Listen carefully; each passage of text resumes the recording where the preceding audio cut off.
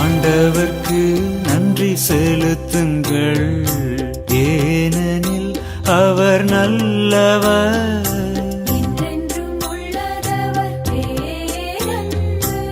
இறைவன் மக்களே கூறுங்கள், ஆண்டவர் கஞ்சுவோர் கூறுங்கள்.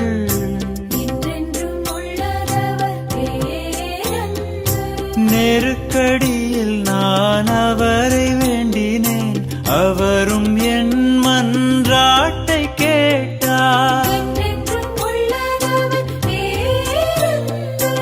ஆண்டவர் எனது அருகில் இருக்க யாருக்கு நான் இனி அஞ்ச வேண்டும்? என்றென்றும் உள்ளதவர் பேரன்பு, என்றென்றும் உள்ளதவர் பேரன்பு.